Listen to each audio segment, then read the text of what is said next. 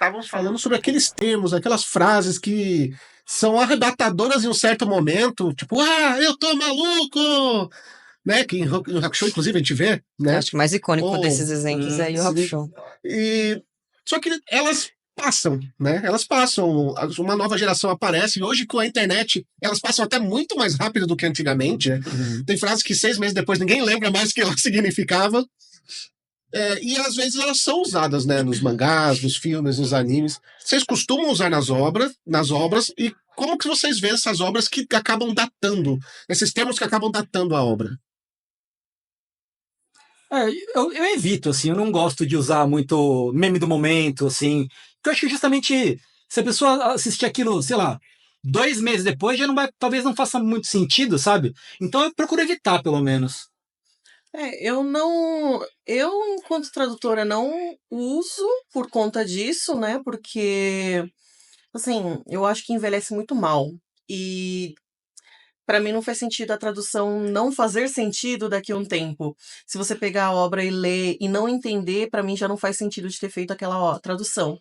Então eu não costumo usar, mas particularmente, às vezes quando eu vejo umas referências assim, eu olho e falo, né, sabe?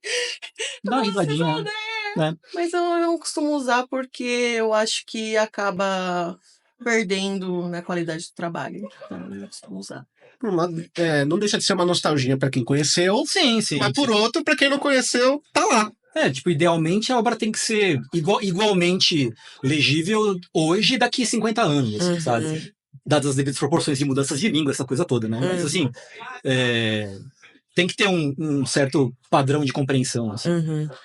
Já em termos que datam o tempo da obra, por exemplo, tem obras que falam de uma época, né? De 1800, 1850 e tal. E aí vocês procuram palavras, termos, até gírias, entre aspas, que eram usadas na época para colocar e para enriquecer a obra, ou vocês mantêm o comum mesmo? Depende muito, assim. É que nem acho que é aquela coisa que eu comentei sobre outra questão. É importante que na obra seja falado desse jeito? Sim, não. Até quando? Até onde? Tipo, a leitura dessa forma rebuscada, que seja, vai acabar sendo um detrimento à compreensão da obra, no fim das contas?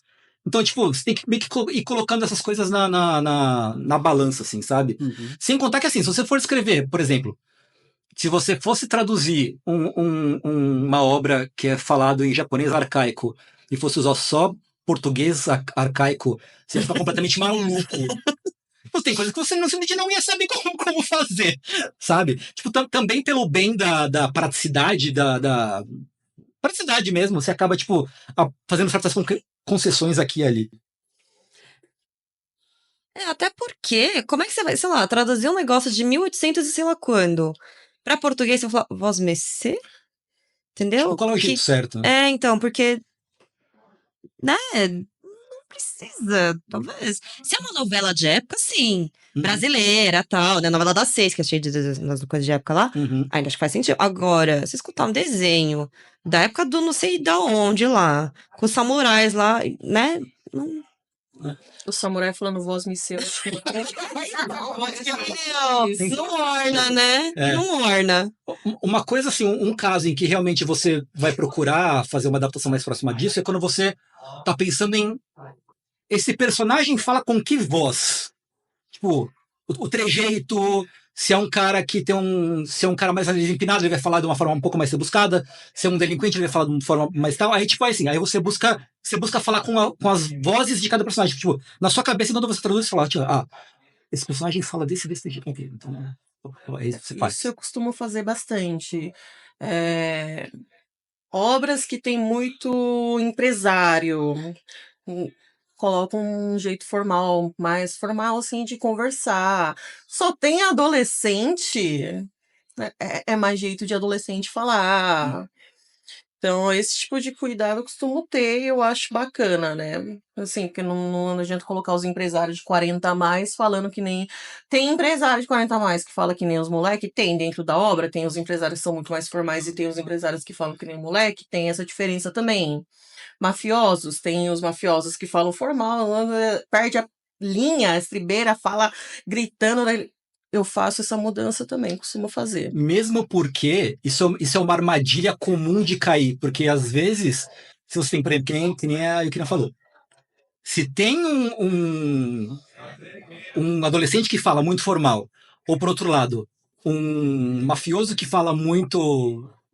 Um empresário que fala muito informal, isso fatalmente vai virar piada em algum momento.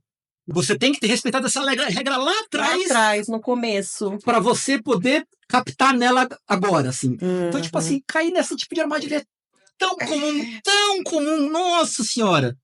Você tem que respeitar o texto, assim. Principalmente obra longa, né? Sim, Obra longa, sim. assim, pra você cair no bait disso daí é 2 Nossa, palitos. é muito comum, muito comum. Uma criança de, 10 anos falando super formal. Tem um porquê. Tem um porquê. E normalmente, quando você manda esse texto, você recebe um feedback, né? Uma criança não fala assim, ou não deveria falar assim. Mas daí você vê lá na frente, essa criança era traumatizada. Ela já foi adotada 50 bilhões de vezes. Ela tenta ser um adulto, um micro-adulto, pra ver se ele consegue finalmente sair do orfanato. Uhum. Tem todo um backstory, então a gente tem que ver tudo. Tem que respeitar, tem que Tem que respeitar. respeitar. Uhum. E aí, por exemplo, quando tradução de golpes, por exemplo. Traduzir ou não traduzir? Porque tem alguns que, pô, Tem uns que dá. tem uns que dá. Mas tem uns que também, se você deixar em japonês, eu não memorizo. Sabe? Tipo É. assim, que eu não queria falar um específico aqui que vai entregar muito, mas. Puta, meu. Puta, eu não sei nenhum. Olha, ó. Eu não consigo nem. Shoryuha, por exemplo. De onde é isso? Cólera do dragão. Tá. Então, por exemplo, Cólera do Dragão é muito mais fácil de lembrar do que, sei lá, o que você falou agora. Rosan Shoryuha. Isso, entendeu? E também tem a Rosan, a cidade do Shiryu foi afanada no título em português, inclusive. Pode crer. Então. Mas, tipo, Cólera do Dragão é muito mais fácil de lembrar. Uhum. E acho que fica muito mais sonoro também. Eu sou incapaz de repetir o golpe dele em japonês. Ele já falou 2 vezes no meu lado e eu sou incapaz. Então, eu não sei também se existe essa liberdade também, se o Japão deixa, né? Ou se também é uma escolha, tipo, cada um faz do jeito que achar melhor aqui. Acho que tem as duas questões. Se existe a possibilidade de a gente deixar ou não, vocês vão mandar traduzir ou não. Se mandar traduzir, a gente luta e chora. Dá seus pulos. Se falar que não é para traduzir, vai daquele jeito, vai com nota explicativa e fé em Deus. Tem um obstáculo muito específico da legenda de anime, que é tipo, botar nota explicativa na legenda. Nossa, é horroroso, é um horror. Eu tenho ojeriza na nota de tradutor em legenda. Fica aquele texto pequenininho, assim, 5 linhas de texto. Você pausa e você tem que chegar na Nossa! Né? Tipo, no Crunchyroll a gente não faz. Não tem nota de tradutor. Então, né, tem que tentar ter um jogo de cintura ali, né? Eu tendo, quando dá, né, eu tendo a querer traduzir, assim, tipo, tentar... Obviamente, assim, tem golpes que o próprio Rosan Shoryuha do Shiryu seria, tipo, é o golpe do dragão do Rosan, que é o nome do pico lá, não sei o que, babá. Aí você não vai falar assim, é o golpe do dragão que vem do pico, não sei o que. Aí você tem que, tipo, ok. Até o adversário já foi embora. Desistir. Você pega um bom exemplo, Rasengan. Se a gente for traduzir Rasengan, a espera espiral, não sei o que, fica horrível. Tipo, Tá. Né, tem que ter também essa sensibilidade de ver, tipo, sonoramente, é curto bastante pra ser memorável, não, são palavras que é difícil de pronunciar, tem que também uma sensibilidade nisso aí também. É uma coisa que eu tenho de exemplo, assim, muito legal de Record of Ragnarok, né? Que eu tive a liberdade de colocar, por exemplo, em japonês, os 1000 caminhos de sei lá quem. Assim, um resumo do que é. Se não, mesmo assim, no resumo não der, a gente coloca um glossário, porque tem no Ragnarok, como várias lendas, vários Nossa, personagens o glossário deve ser maior que o mangá. Tem várias questões, assim, né, que influenciam na história, mas, assim, tem vários nomes de armas que é o nome da arma em japonês e o nome em português, né? Uhum. Pra você falar os dois, conseguir Uhum. falar os dois de repente. Tem essa, às vezes tem essa. É que o mangá Esse artifício, né? tem Tem mais espaço, liberdade, mais espaço. Você pode parar e olhar. É. Você fica parando a Não, e a letra, gente gosta de ver o que tá. Putz, tem um asterisco aqui, o que será que é? Entendeu? Tipo, vai atrás, lê embaixo. Não tá embaixo, então eu vou lá atrás. Aí você para e você vai atrás pra entender o contexto do rolê todo, assim. Sim. É assim, eu como tradutora, né, particularmente eu que vim de lá, eu gostaria que o brasileiro conseguisse ter mais informação de lá. Tem muita coisa que a gente adapta e acaba perdendo algumas coisas, né? Uhum. Tem muita coisa que eu gostaria que eles soubessem, o porquê da escolha dessa tradução, o porquê que foi escolhido esse termo, porque no kanji ele tem a referência do personagem, quando é muito importante pro personagem, né? Uhum. É uma coisa que eu gosto de fazer Uhum. bastante. Inclusive, talvez você faça isso também, mas às vezes quando eu traduzia mangá, nesse tipo de ocasião, tipo, eu traduzo, aí tipo, eu faço uma nota pro editor, tipo, senhor editor, eu traduzi desse jeito porque por causa de X, Y, Eu não sei o que, não faço sei o também que. na planilha. Aí, tipo, é legal. Às vezes até essa explicação acaba indo parar no... Nota do tradutor. Entendeu? Uhum. É interessante, quando tem algum background cultural mais legal assim de explicar, pô, é super válido, né? Tipo, no mangá, tipo, a pessoa já vai estar parada, entre aspas, naquela página de qualquer jeito, né? Então, tipo, é mais comum ela pegar, olhar, ler a notinha, não sei o quê. Você pega o exemplo até do próprio Boku no Hero, a palavra o deco.